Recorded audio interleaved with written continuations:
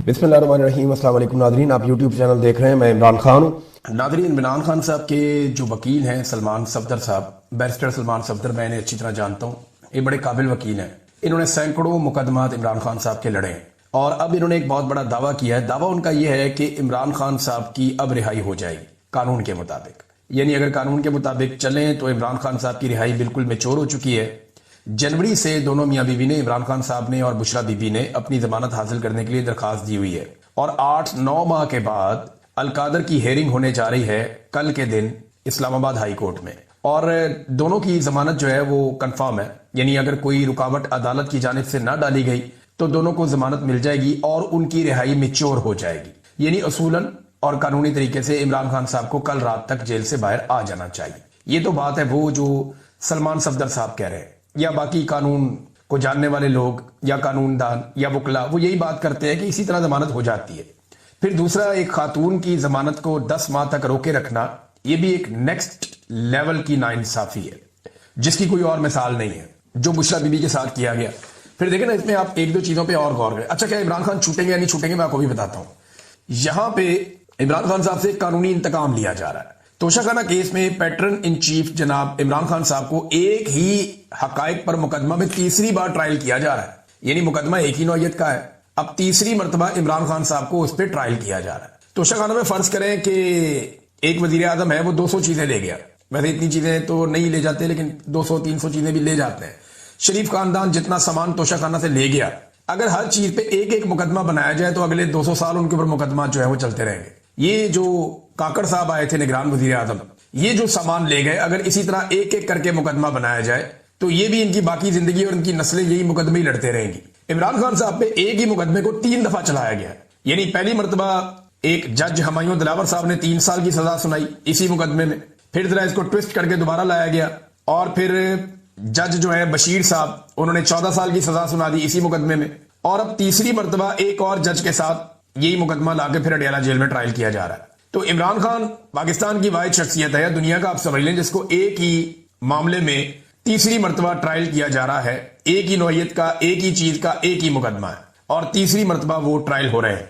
इमरान खान साहब के वकील ने एक और बड़ी अजीब बात बताई। उन्होंने कहा 2 टोटल गवाह हैं जो इमरान खान साहब के खिलाफ आते हैं, जो काबिल जिक्र है, बाकी तो सारे झूठे ही साबित हो गए। एक इनामुल्लाह शाह, ये इमरान खान साहब के साथ ही होता था। एक सुहेब अब्बासी। अच्छा, ये जब भी आते हैं ना अदालत में तो इनसे कोई सवाल किया जाता है तो कहते हैं जी आज हमें सिर्फ इस तोहफे की हद तक याद है, चीजें पिछली हम भूल गए। इंसानी याददाश्त है ना, अब ये किसी इदारे की तरह तो काम करते नहीं, आम लोग हैं।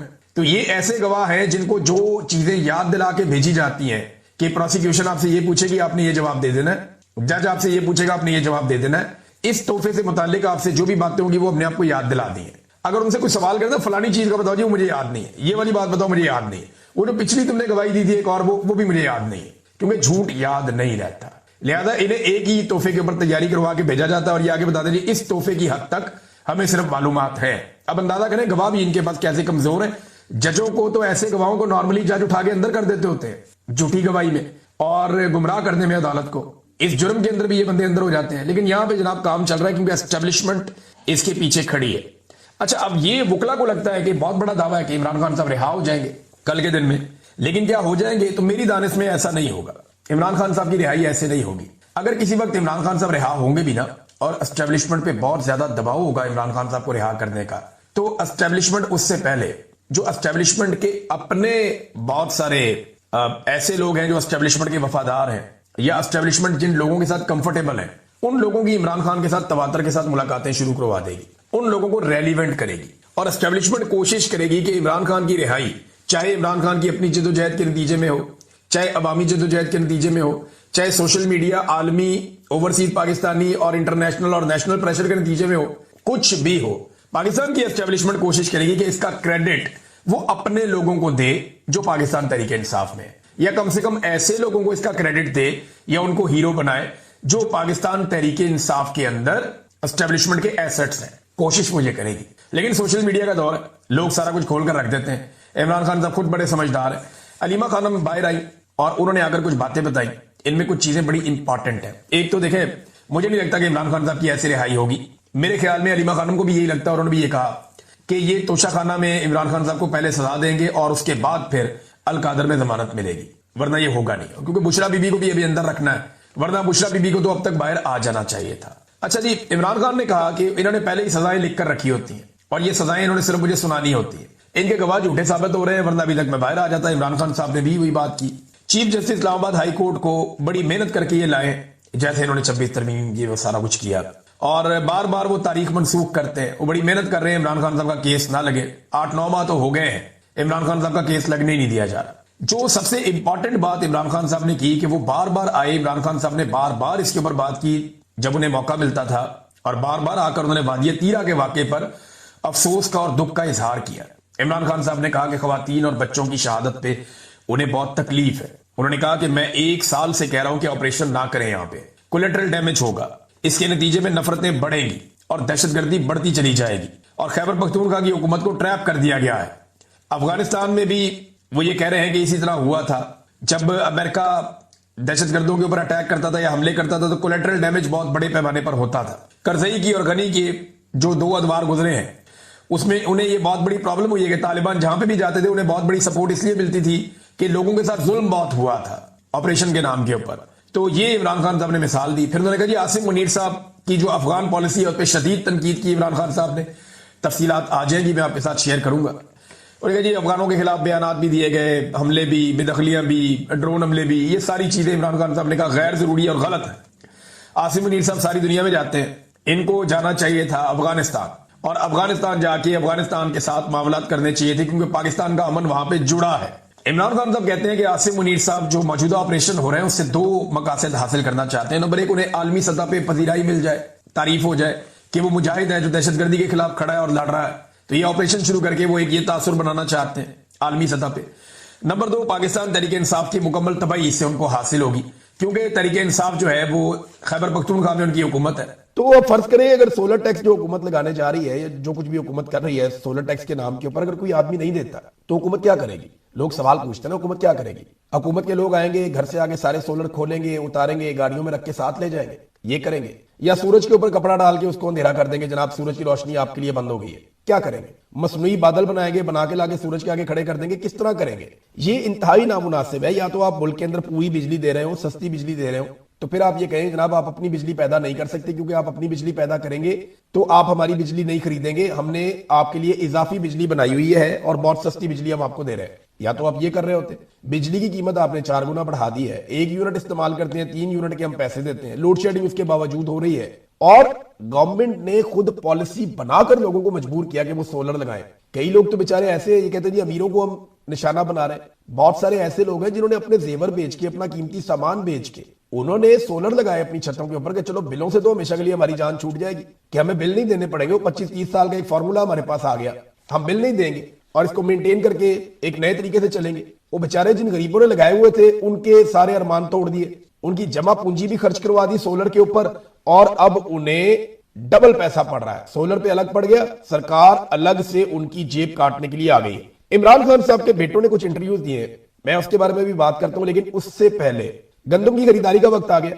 निजी कंपनियां कुछ खरीदारी के लिए सामने आई है, मगर अभी तक की जो कार्रवाई डाली जा रही है ना, मेरी कुछ किसानों से बात हुई है, उससे ऐसा लगता है कि हुकूमत और माफिया मिलकर किसान की कमर तोड़ने वाले हैं। ये मैं वक्त से पहले खबरदार कर रहा हूं, मैंने पिछले साल भी बताया था कि ये किसान को बहुत बड़ा डैमेज करने वाले हैं, और पिछले साल इन्होंने किसान को डैमेज कर दिया था। इस साल किसान बड़ी मुश्किल से खड़ा हुआ है, क्योंकि सैलाब की वजह से उसकी जमा पूंजी पहले ही जाया हो गई थी, और बड़ी मुश्किलों से कर्जे पकड़ के उधार लेके किसान ने अपनी गंदम लगाई हुई है, और अब उसको लूट मार करने का जो टाइम आ गया है, ऐसा लगता है कि किसान की कमर तोड़ देंगे माफिया और हुकूमत मिलके। मगर अपोजिशन इस सारी सूरत में गायब है। बिजली के खौफनाक बिलों का मामला आया, अपोजिशन गायब। सोलर के ऊपर टैक्स लगाने का मामला आया, अपोजिशन गायब।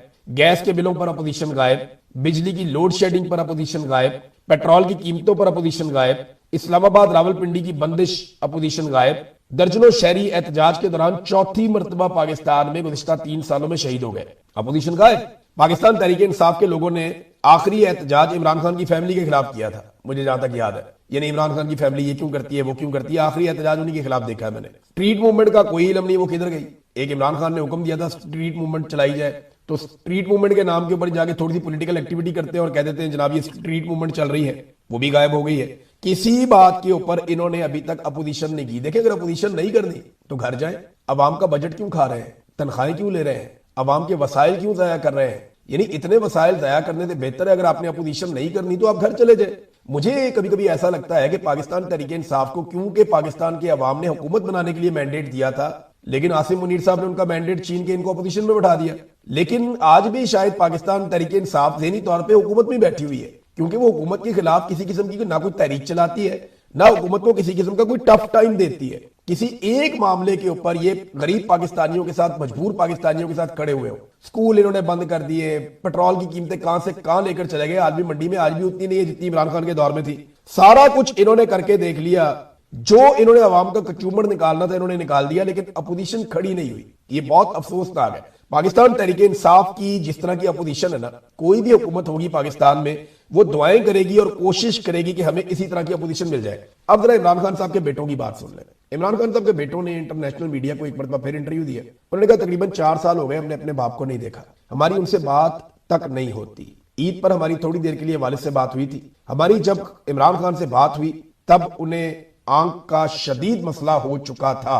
उनकी कोशिश है, यानी पाकिस्तानी एस्टेब्लिशमेंट की वो बात कर रहे हैं, कि आलमी सतह पर अपना इमेज बेहतर करें और इंसानी हकूक की खिलाफ वर्जियों और जमहूरियत की जो वो गुज़िश्ता चंद सालों से तौहीन कर रहे हैं उससे दुनिया की तवज्जो हटा सके, इसलिए ये भागदौड़ भी कर रहे हैं आजकल। मेरे वालिद मुल्क के सबसे मकबूल इंसान है, कासिम खान ने कहा, और वो इस करप्ट निजाम के खिलाफ खड़े हैं जिसे ये सब मिलकर बरकरार रखना चाहते हैं। ये एक करप्ट रियासत है जिससे वो जितना हो सके फायदा उठाते हैं और इसे इन लोगों में तकसीम करते हैं, वो आपस में तकसीम करते हैं लूटमार करके। हमारे वालिद अपनी बिनाई का 80% खो चुके हैं। वो कई महीनों से अपनी आंख के बारे में शिकायत कर रहे थे, लेकिन उन्हें नजरअंदाज किया जाता रहा। अब जाकर उनका इलाज शुरू किया गया है, जो कि वक्त पर होना चाहिए था, मगर देर से हुआ। उनकी आंख की हालत अच्छी नहीं है। हमें इस बात की कोई मालूमात नहीं कि यह मसला क्यों पेश आया। हमें कोई मेडिकल रिपोर्ट भी फराहम नहीं की गई, सब कुछ छुपाया जा रहा है। इमरान खान के बेटों ने ये इंटरव्यू दिया चैनल 4 को। इसके बाद जो इमरान खान साहब के बेटों ने कहा वो भी आप सुन लें। उन्होंने कहा जी कि पाकिस्तानी हुकूमत ने हमें पाकिस्तान जाने पर गिरफ्तार करने की धमकी दी हुई है। उन्होंने कहा कि अगर आप पाकिस्तान आए तो आपको गिरफ्तार कर लिया जाएगा। हम फिर भी पाकिस्तान जाना चाहते हैं, लेकिन अब हुकूमत पाकिस्तान हमें किसी भी किस्म की स्पेस देने के लिए तैयार नहीं है और हमारा वीजा भी जारी नहीं किया जा रहा। हम वाशिंगटन गए थे, हमारी बातचीत हुई थी, वहां से रद्द-ए-अमल आने वाला था कि हुकूमत पाकिस्तान ने मशरिक में अमरीकी पपेट हुकूमत बनने की हर मुमकिन कोशिश शुरू कर दी। वो कहते नहीं, हम अमेरिका गए थे, हमने वहां जाके बातचीत की थी ह्यूमन राइट्स के हवाले से, हमें लग रहा था बातचीत बन जाएगी। हमारे साथ उनके साथ वादे भी किए गए थे। मैंने आपको तब रिपोर्ट भी किया था, ओवरसीज पाकिस्तानियों ने भी बताया था, और मैंने उनके हवाले से आपको ये दावे उनके रिपोर्ट किए थे कि उनका ये दावा है कि कॉल आने वाली है और वो अमेरिका में हालात जो है वो तब्दील होने वाले हैं। तो ये डोनाल्ड ट्रंप ने बहुत दावे और बड़े वादे किए थे डोनाल्ड ट्रंप ने पाकिस्तान तहरीक इंसाफ के लोगों से, जो उन्हें जाकर मिलते थे। इसी तरह जब ये रिचर्ड ग्रेनल वगैरह मिले इन्हें, कासिम को और सलमान को, तो उन्होंने इनके साथ भी बातचीत की। वो कहते जी हमारा तो मामला बनने वाला था कि रद्द-ए-अमल आने वाला था। हम वाशिंगटन गए, वहां हमारी बातचीत हुई थी। हुकूमत पाकिस्तान में मशरिक में अमरीकी पपेट हुकूमत बनने की हर मुमकिन कोशिश शुरू कर दी। उन्होंने पहले डोनाल्ड ट्रंप को अमन के नोबेल इनाम के लिए नामजद किया, फिर उन्होंने अपने मिनरल्स अमेरिका के हवाले करने की कोशिश की, उन्होंने क्रिप्टो करेंसी के जरिए खुशामद की कोशिश की, उन्होंने हर वो काम करने की कोशिश की जिसके खिलाफ इमरान खान स्टैंड लिए खड़े हैं।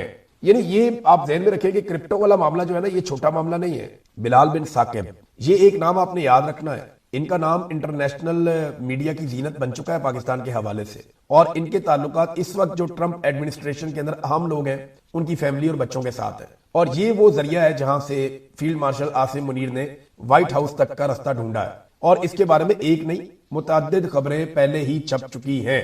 नाज़रीन, एक और बात इमरान खान के बेटे ने कही। उन्होंने कहा जी फरवरी में जब इमरान खान को रात के अंधेरे में सरकारी अस्पताल लाया गया तो एक नौजवान ने गाड़ियों की वीडियो बना ली, इन्होंने उसको भी उठा लिया और आज तक उसे नहीं छोड़ा गया। ये हैदर सईद की बात कर रहे हैं, वो बेचारा वीडियो बनाया, उसके बाद उसको भी गिरफ्तार कर लिया। तो पाकिस्तान में हर वो आदमी जो आवाज उठाता है या बोलना चाहता है उसे गिरफ्तार कर लिया जाता है। फिर इमरान खान के बेटे ने कहा कि मेरी ख्वाहिश है कि मुस्तकबिल करीब में पाकिस्तान में आजादाना इंतखाबात हो, मेरे वालिद आजाद हो, साफ और शफाफ इंतखाबात हो। इमरान खान 95% अवाम के नुमाइंदा है और वो पाकिस्तान के वजीर आजम होंगे, लेकिन अभी कोई बेहतरी दिखाई नहीं दे रही। तो नाज़रीन, ये तो है जनाब सूरत हाल। पाकिस्तान तहरीक इंसाफ इमरान खान साहब की पार्टी है, लेकिन क्या वो इमरान खान साहब की पॉलिसी पे अमल कर रही है, इसके ऊपर हम बात करेंगे।